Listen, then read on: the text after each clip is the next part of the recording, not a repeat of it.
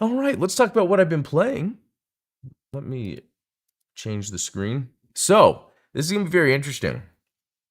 One, I spent 2 hours and 13 minutes with Daemon X Machina. I know, if you remember, I played the demo on here. I played the demo on PC and Xbox, played it more on Xbox, because what happens is once you get the main game, your demo progress carries over. I didn't get that far on PC, apparently, so I wasn't, but that was fine. Like, it was, I wanted to approach this in a with a specific perspective recently, since I've jumped more into these action JRPGs, you know.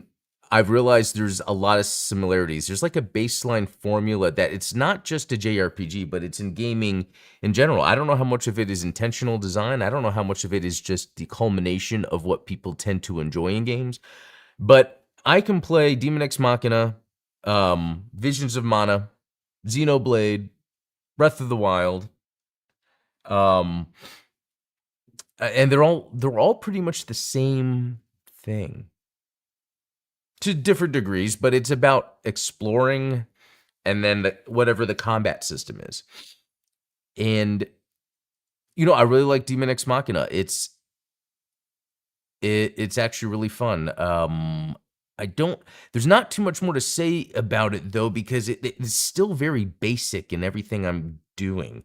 It's just that it's fun to do it. I mean, even the open world, it's pretty basic. You'll get to a place where then you unlock the fast travel. Uh, you'll run into just groups of enemies that you could just take down and then loot. Like it's there's nothing unique about it, and I think that's why most people aren't talking about it. But it feels good, and if you're someone that really wants a cool mecha or Iron Man or something that was like Anthem, that the flight system in this is amazing. I think that's what's very fun about it. So Daemon X Machina is really cool, but I can understand why it didn't take off or get bigger when it came out. And it's very different from the first one. First one's okay.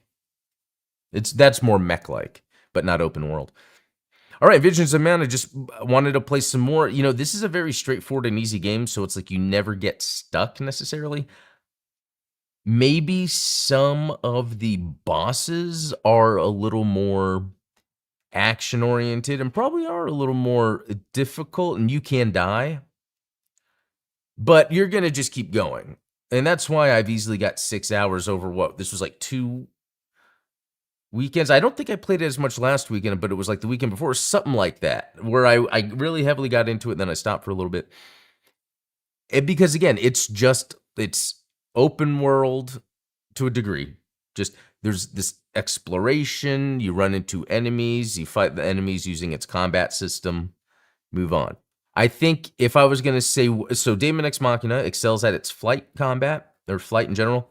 Visions of Mana excels at the visuals. Like, it's not like the graphics are amazing, but the art design and the fidelity to showcase the art design, I think, is some of the best. That's not like the Trails in the Sky, where it's like I'm straight up looking at an anime. It's almost like Visions of Mana has its own unique art style, video game art style, and it really shines through. Another cool thing is that it's Xbox Play Anywhere, so I can play on the TV, on the Xbox, or on the PC. So, and then playing some more Xenoblade Chronicles X Definitive Edition. Just doing the missions I have left to do. It's a lot of stuff, a lot of content. Okay, I played a little bit of John Carpenter's Toxic Commando demo, and I enjoyed what I played. It was a very straightforward style FPS.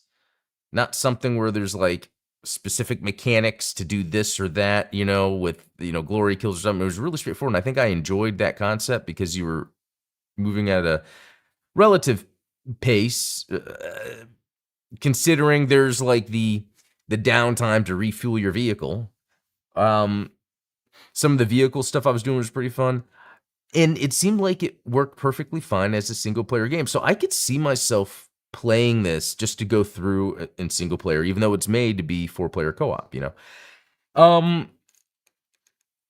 Was there anything else about it? It's just, so, especially on PC, and it could be my PC, but I don't have this problem with everything.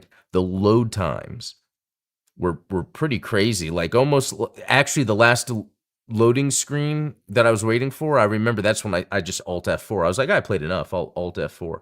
I shouldn't have to do that, but it's pretty crazy sometimes. I don't know if it's from being an Unreal game or not, but um, let's see. Then there's Valfaris Mecha Therion. It's just a side-scrolling shooter I'd never played. I'd had it forever. Decided to jump in, and then the Zol Space Mech Wars. So if you guys remember, I played demo of this, and on Gundam Explained. This is a very fun game. So I bought the full version, only $15. Got a little further into it. I think I'm on the next level or so. Yeah, what was it? Because one level I had to like defend a cruiser, something like that. Okay, and then the Ni no Kuni 2. So this is interesting. I never thought I would play any of the Ni no Kuni games, but again, this is related to the idea of trying out these JRPGs, especially like kind of these open world action ones, just to really see how similar there is a through line. And it is exactly the same with Ni no Kuni 2. It's open world. You have a party.